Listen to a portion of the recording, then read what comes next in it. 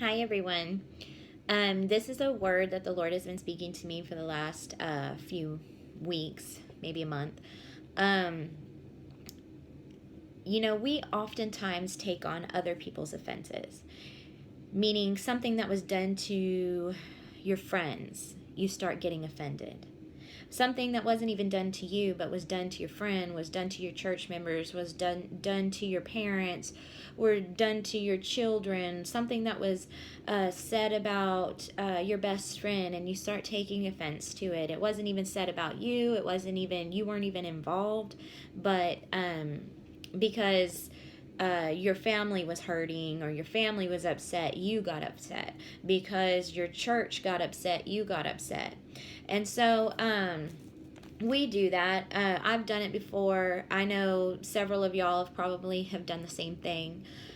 We get caught up in other people's offenses.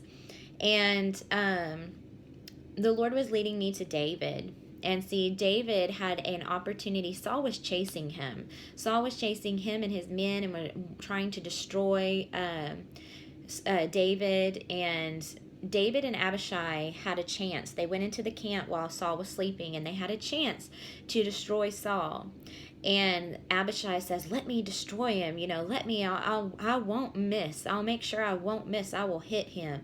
And this trial will be over with.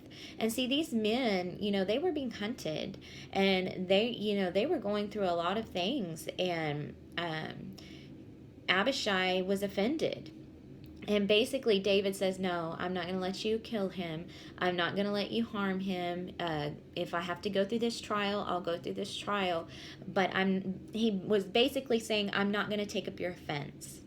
And see, Abishai was a mighty man. He was a mighty man of David. He was one of his mighty men. He also was a relative of David. I think he was a nephew. I believe it was a nephew. And so he was basically saying, "Look, I know your family. I know you're a part of my congregation. I know that you're one of my good friends. You're one of my inner circle people, but I'm not going to take on your offense." And there's also another time with David and Abishai. David is already king. It's many years later, and there is a man that comes out, and his name is Shimei, and he is cursing David and spitting and throwing dust and stones and everything at David and telling him how horrible he is. And Abishai was so upset that he was talking to David. It wasn't even made, the comment wasn't even made about Abishai, but Abishai was taking on the offense. And so Abishai says, "Let me go cut his head off. Let me go after him. And David says, "No." He says, "No, I'm not taking on your offense. I'm going to continue to walk. God will hear. I'm not going to step into your offense." And so also, and the Lord was showing me with Jesus, when they came to get Jesus in the garden, Jesus had already been praying. He didn't want to be offended. He didn't want to say things that he shouldn't say. He was praying. He was watching and praying is what it said. And so Peter, when they come to arrest Jesus, Peter pulls out a sword from one of the high priest servants and cuts a man's ear off because, see, he was getting into an offense. He was getting in Jesus, something was happening to Jesus, and he was getting offended, and he was handling it in an ungodly manner. And Jesus went and he healed the man's ear, put the man's ear back on, and he tells Peter, he's like, "Look, if you live by the sword, you're going to die by the sword." And he said, he's basically saying, "Look, I'm not taking on your offense. I'm not offended. I'm doing what I need to do. I'm going to walk this out. I'm going to fulfill. I'm not going to take the easy way out. I'm going to continue to be faithful." And I just want to encourage you, if you're taking on a family member's offense, or maybe your spouse's offense, maybe it's your relatives, maybe it's your cousins, maybe it's your church, maybe it's your leaders, your pastors, and I just want to encourage you, don't get wrapped up in other people's drama. Don't get wrapped up in other people's offenses. And even if people are offended with you, you don't have to be offended with them just because they're offended with you. If they're offended, just keep walking on and trust God and just love them and move on. I just want to encourage you, don't get wrapped up and burdened down, because we can get burdened down and we can get stalled out by getting offended and taking on other people's offenses. And I heard Perry Stone say this one time. He was like, if you're going to go and take on other people's offenses, you're going to have to battle their demons. And look, we've got our own battles to face, and we don't need to be getting involved and getting in drama in other people's lives and picking up their battles and picking up their wounds. If people are coming to you with their drama, people are coming to you with their hurts and offenses, we have to learn to go and pray for them, go and pray, and then we drop that burden.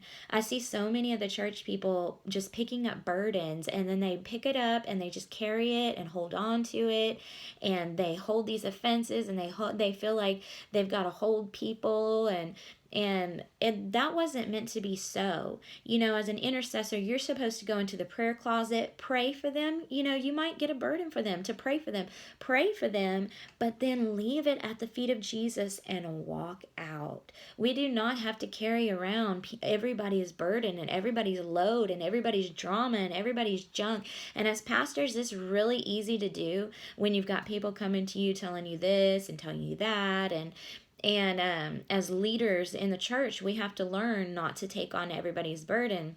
And in the last couple of years, I've been having to learn that, where you go into prayer and you say, Lord, and there's times where I'll try to carry this one and try to carry that one. And the Lord says, no, I'm the shepherd.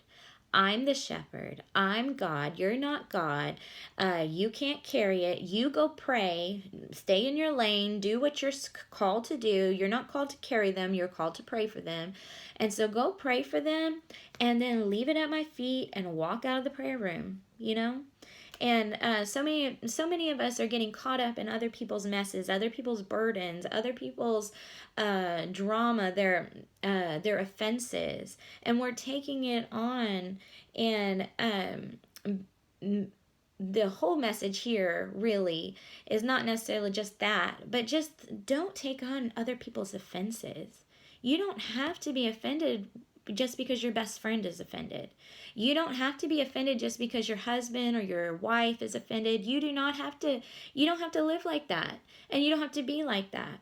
And you don't have to be offended just because somebody in your church is offended.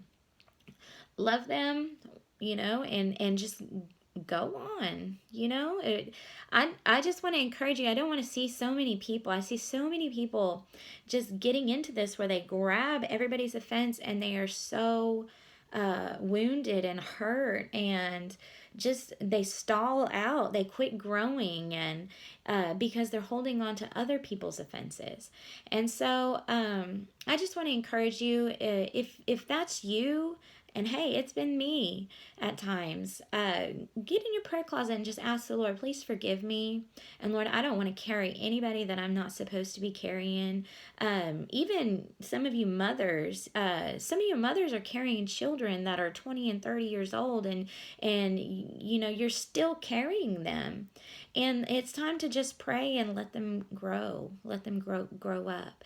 And so, we do that all the time. We're trying to carry it. We get offended when they're offended. Just because my daughter's offended at something doesn't mean I should be offended with it. And so I just want to encourage y'all, if this is you, if you're dealing with this, you don't have to deal with it. You can go and pray and say, Lord, I want deliverance of this. I do not want to be offended just because my best friend's offended. And I don't want to be offended just because somebody in my church is offended. And I don't want to walk around holding their ought. And I don't want to walk around holding their bitterness. You don't have to take on bitterness just because somebody else has taken it on. And so I just want to encourage everyone, if this is you, if you're dealing with it, just ask Jesus to forgive you, and be aware of it. Repent of it, just say, Lord, I didn't realize that I was doing that, and I don't want to take on offenses. Help me to acknowledge, when this is happening. Help me to cut that off. A lot of the times it's because we're listening. We're letting people dump garbage into our mind and into our soul. And there's times that people will come to me and talk, and I have to tell them, look, I don't want to talk about that. I don't want to receive that. I'm getting healed in that area, and I'm not taking on that offense. And I'll go in there and I'll pray for you, and I'll pray for what's going on. And hey, I'm just now, starting to learn that. But I just want to encourage you. You don't have to be stuck in somebody else's mud. A lot of times you're getting stuck in mom and daddy's mud, or you're getting stuck in your sister's mud, and you don't have to get stuck. You can choose to not be offended, and offense is a choice. It really is. And so I just be encouraged. I'm sorry that this has taken a little bit longer, but the Lord has really been blessing me with studying up on this. You don't have to take up other people's offenses. So be blessed, and y'all be encouraged. Thanks for listening.